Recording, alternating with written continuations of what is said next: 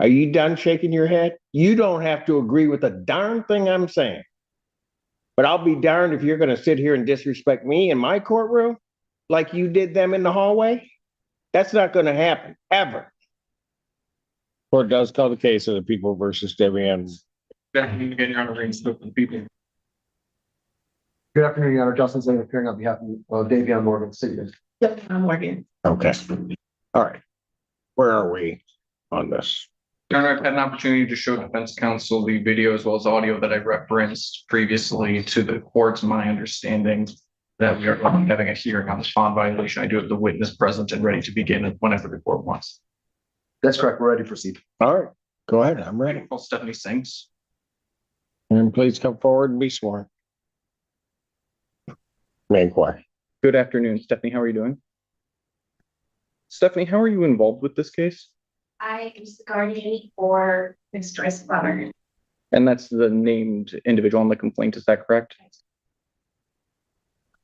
Where were you this morning at about 10:50 a.m.? Staying outside of the courtroom. Where outside the courtroom? Go out these doors. I was on the bench on the left. Was anyone else out there with you? Yes, one of the other witnesses, her first name is Diane. Where was Diane seated? She was sitting, and I'm facing out the window. She was on my right side. Was anyone else in the hallway with you? Or not with you, but was there anyone else in the hallway at that time? Who? The suspect was sitting on the bench right of the doors with some other people that I noticed there. When you say the suspect, who are you referring to? Devion Morgan. I'm Morgan. Can you please point to that individual and identify them by an article of clothing that they're wearing? Yeah, the white shirt. I think it's got a Nike's. No, I can't see it. All right. The record may reflect this witness has identified the defendant. Record shall so reflect without objection. Who was the defendant? Making verbal comments in my direction. What sort of verbal comments? Started off, I believe it was a skinny ass cracker, and then went on to a number of other things, making comments about a bitch and a hoe, and that I wasn't going to get away with this. The gist of it was that she was going to keep stalling it, taking it to trial, to taking it to trial, and taking it to trial. It just kept going for about probably close to 2 minutes. Did you record any of that interaction? And did you have an opportunity to listen to that recording prior to taking the stand? Would you recognize it if you heard it again? Or if I can play before, I believe that there's an expectation that they be treated with dignity and respect, and that we should not be afraid to come to court or be harassed while at court. And I think that what the defendant has done is a clear violation of her bond. I would again ask the court find that she has violated her bond for a vote bond. Your Honor, we would certainly ask the court to consider continuing her bond. While I may take issue with the choice words that were played within that video, and certainly would agree that there should be a level of integrity and dignity with confines of this courthouse, I don't believe that it is a violation of her bond conditions to use those choice. Heard testimony today that would indicate that Miss Morgan intentionally directed those statements towards the witnesses as opposed to expressing her frustration. Where then was she looking? Recorded. Hold on. I think that the video speaks for itself, that she definitely turned her head at some point in time towards that direction. But I think when you review the video in totality, she's positioned this way to talk to the two women next to her, talking about her case, expressing the frustrations that she has about the case. And while I think you heard that there was an assumption that those statements were directed towards these other individuals, and at no point in time did I see in the video my clients stand up or otherwise point at these two people. All right, guys, this story doesn't start quietly. It explodes into attention, and at the center of it all stands Ilhan Omar. From the very first moment, Ilhan Omar becomes the name that dominates every conversation, every headline, every heated debate. There's no avoiding it. Ilhan Omar is everywhere, shaping the narrative with a presence that feels both powerful and controversial. People aren't just watching. They're reacting, and Ilhan Omar is the reason why. Her words, her actions, her stance, they don't just pass by unnoticed, they ignite. And as this unfolds, it becomes clear that Ilhan Omar is not just part of the story. Ilan Omar is the story. Every angle, every perspective somehow circles back to Ilan Omar. The intensity rises, and Ilan Omar remains firmly at the center of it all. Ma'am, other than that audio recording, have you had an opportunity to view any video recording from this incident? And can I put up People's Proposed Exhibit 2 for foundational purposes? Yes. All right, and pausing just on the start here. Ma'am, do you recognize this video? What is it? It's the hallway outside of the courtroom. And how do you recognize this video? Do you see yourself in it anywhere? To the right, the far right, in the white jacket. I don't know. My mouse does come up. Is this you right here? That is, yes, correct. All right. And have you watched this video before? And is this a fair and accurate reflection of what happened in the hallway? Your Honor, I move to admit with marks People Proposed Exhibit 2 for the purpose of the bond violation hearings. Any objection or voir dire? Permission to publish? Yes. And just for the record, this is about a 5-minute, 9-second long video. There is no audio on this one.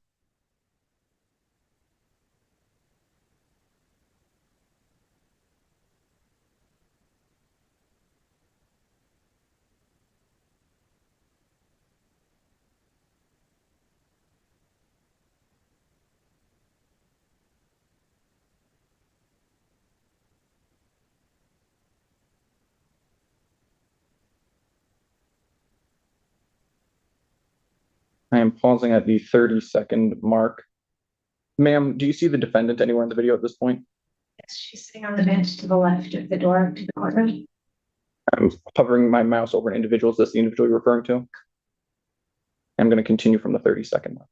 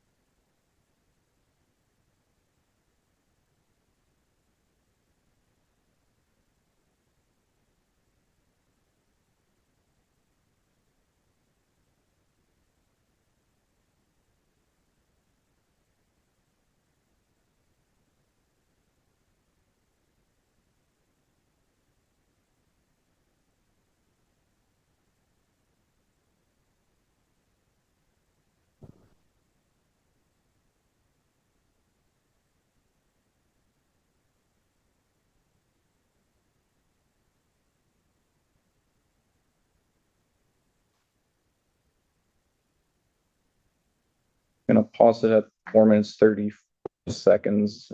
The last 30-ish seconds, that informant certainly if the court wants to play that can. Pardon? I'm gonna just pause it here. That's fine. Whatever. Can we take me off, please? Thank you. As the timeline moves forward, the spotlight doesn't fade. It sharpens, locking directly onto Ilhan Omar. There's a growing tension, a sense that everything is building towards something bigger. And again, Ilhan Omar is at the core of it. Critics speak louder, supporters push back harder. But no matter the side, Ilhan Omar's name refuses to leave the conversation. It's relentless. The energy surrounding Ilhan Omar becomes almost electric, pulling in attention from every direction.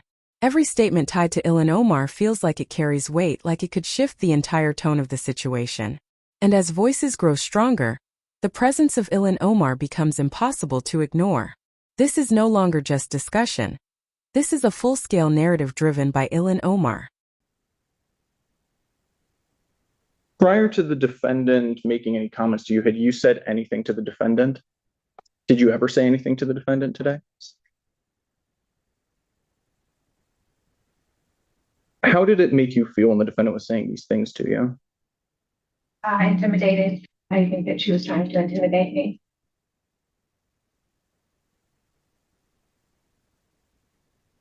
And just to clarify, ma'am, what is your understanding of why you were subpoenaed to testify or subpoenaed to be here today?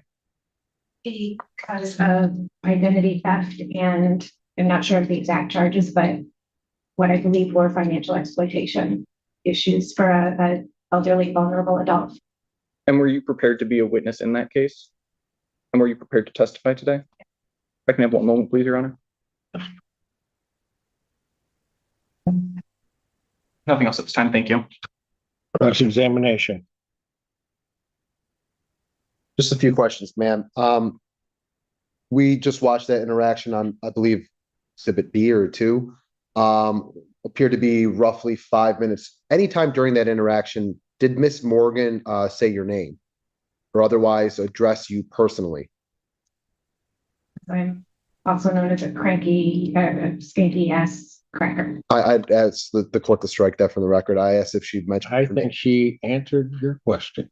At any point in time, did you observe Miss Morgan leave the bench that she was on and come towards your bench? And at any point in time, did you see Miss Morgan gesture either with her hands or otherwise towards you in any way? Okay, and what exactly did she do in order to gesture towards you?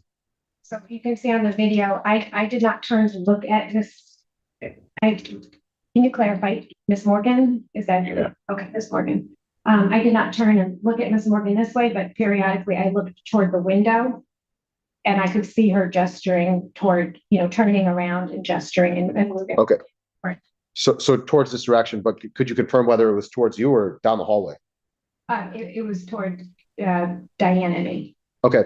Were you aware where her counsel was, myself, where I was positioned at this time during that 5-minute interaction? Courtroom. Okay. And at any point in time, did you see me head down that hallway? I believe at one point, yes. Okay.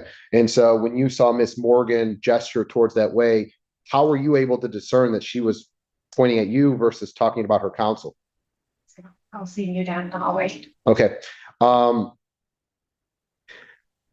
And it's my understanding that there were a couple other women on her bench. Is that correct? And would you agree with me that at some point in time she was conversing with those other women? And it sounds like you were able to hear some of what they were talking about. Is that fair to say? Yeah, women. I'm assuming they were women based on the video, but I could not hear what they were saying. Understood, but you could hear what Miss Morgan was saying. And so did you observe Miss Morgan interacting or otherwise conversing with these women? Not hearing. Okay. Were you able to hear Miss Morgan addressing any statements or making any statements towards those women? Okay. When you heard the statements that Miss Morgan were making, how would you know whether she was talking about her case to these women versus addressing them to you? She was turning and facing me and turning her arm toward me. And you were able to only observe that when you periodically looked at the window? Tell that she was the way she was positioning, because turning around in the video that I'm looking down, but I could see the way she was turning around. Okay, but when she was making the statements that you were able to hear and periodically see, could you confirm whether or not she was actually making those statements to the women that were on the bench with her? Can I give you an example? I'm just asking that. If I turn and talk to this person over here, is there a way to know that I'm talking to you or to this person over here? So because she was turning and looking at me, I was just making the assumption based on the commentary and the threats about going after me. Okay. Trial and taking this to trial and threatening me to get an attorney, that the comments were being made to me. Okay. So Now things begin to escalate, and once again, Ilhan Omar stands right in the middle of it all. The reactions intensify, the stakes climb higher, and Ilhan Omar becomes the focal point of every critical moment. There's pressure building from all sides, and Ilhan Omar is navigating it in real time. Every move linked to Ilhan Omar sparks another wave of responses, another surge of attention. It's fast, it's aggressive, and it refuses to slow down. The momentum surrounding Ilhan Omar keeps growing, pushing the narrative into deeper, more complex territory. And through it all, Ilhan Omar remains the constant figure, the one name that keeps resurfacing again and again, refusing to fade into the background. you were making the assumption that it was addressed to you because it was about this case. Correct. Okay. And do you know if Miss Morgan was ever instructed by the court or otherwise not to be on that bench out there? I don't know if this witness would know the court's orders. Were you aware of any court order that she wasn't allowed to sit in that area? The objection is a lack of foundation for the question. Go ahead. Okay. Did you ever hear anyone tell Miss Morgan that she's not allowed to sit there? Okay. And did you ever hear Miss Morgan address the other individual that was sitting next to you by name? And did you ever observe Miss Morgan get up from her bench and come and address that other individual? Okay. And outside of this interaction that was depicted on the video, is it your testimony today that Miss Morgan made any other statements directly to you? Okay, that's all I have.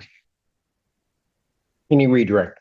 No, Your Honor, Just one question. Was that Miss Plummer that was seated next to you? No, the woman sitting next to me was Diane, who's next to Detective Quinn. Gotcha. She was one of the witnesses that was testified today. Hold on just one second. Gotcha. Okay. All right. Your Honor. All right. You may step down. Thank you, ma'am. Any additional witnesses? No, Your Honor. All right. Any witnesses for the defense? No,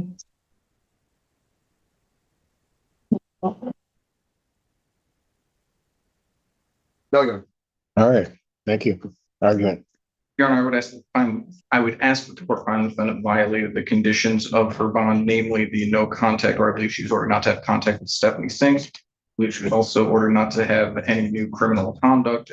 I'm not sure if it was ordered. I believe had a range on the pre-trial release order, but typically there's a condition not to have any assault, intimidating, threatening, or harassing behavior. If that is an order, I believe it would be a violation of that order as well. The court saw the video and heard the recording of the defendant was making some pretty serious derogatory remarks about witnesses in this case, calling them bitches and hoes.